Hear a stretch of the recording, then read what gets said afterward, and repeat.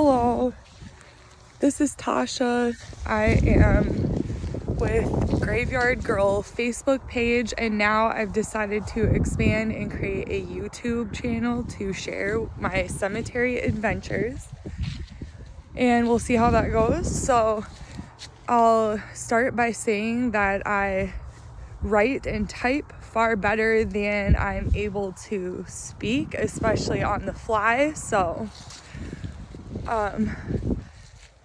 any mistakes or whatnot that I may say, just forgive me. And sometimes I don't speak very eloquently at times. So here we are today. I am from northeastern South Dakota in the United States, and I'm going to be just real quick here as the starter video for my channel. It's getting darker out here, but it is only 5:15 here in the Midwest, and we got a nice full moon behind. Try not to shake. There's snow on the ground. It's a little cold, but I figured I would just give a little start by saying some of the reasons I enjoy visiting cemeteries. So here I am at one of the local cemeteries in my town. There's a lot of veteran graves right nearby me here, but I just figured I would start by listing a few reasons why I've come to enjoy wandering cemeteries. So starting off, you're honoring those who have gone before. I've always had an interest in history, and then with that, my ancestry. There are not any of my ancestors at this cemetery. The only people I have in this town, I don't often go to that cemetery at where my grandparents are. It's a flat marker cemetery, so I personally prefer the older cemeteries, but I do have an appreciation, of course, for that. And then I like to honor my ancestors. I go and sometimes take care of graves of only my family members so far. And then place flowers at great grandparents and whatnot of mine. And my kids, I've traced some of their ancestors and found those. And then another interest I've always had is just like reading names and dates. So it's just intriguing that you see the names of those people that had gone on before as well. And just some names that you hadn't heard before, or, whatever it may be. There's always something interesting to find. And so I'm reading the epitaphs on the grave. Some of those are very unique and interesting. Just the design of the monuments, from the most primitive homemade type of stone to the most ornate tall obelisk style marker, as we can see back here in the corner. Maybe you can't, but anyway, what else? I like speaking the names on the stones sometimes, because I don't know, there's some type of a saying about being forgotten after you pass.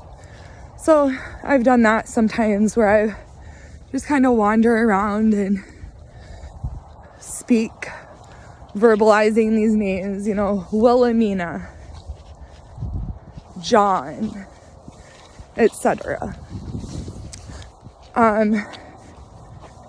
You can look these people up on Find a Grave, which I'm also a member of, that website/app. It's a very helpful resource. And I did really launch into enjoying cemeteries when I was probably, doing photo requests and that type of thing. I've been visiting cemeteries for over 20 years, I would say. but it was not my primary interest. I just like appreciated the history and the names and such, like I said. But now it's probably like one of my favorite things to do. I'm not always looking on Find a Grave anymore, or like entering into Find a Grave, I should say, but you can enter memorials, photographs. There's many ways to volunteer through Find a Grave. What else? There's many reasons, but like I said, I'm not very great at talking on the spot. And it is pretty cold out. So, what else? I like, you can pull up the people's obituaries sometimes on Find a Grave and learn more about them that way, and just, you know, get a truer appreciation for what they were like or what they went through in their life, their cause of death, family members, and important people in the town. You can visit, you know, famous graves. I'm not so much as one who has done that, but yeah, I will say I've gone to several people that I was interested in. That's just one more aspect, a tangible aspect. You can stand there within feet of their body. Sometimes it's not very, you know, glamorous or touristy or whatnot, visiting a site of burial. For instance, like visiting the graves of the author Laura Ingalls Wilder's family in DeSmet, South Dakota. I have not yet been to Laura herself, which is in a different state.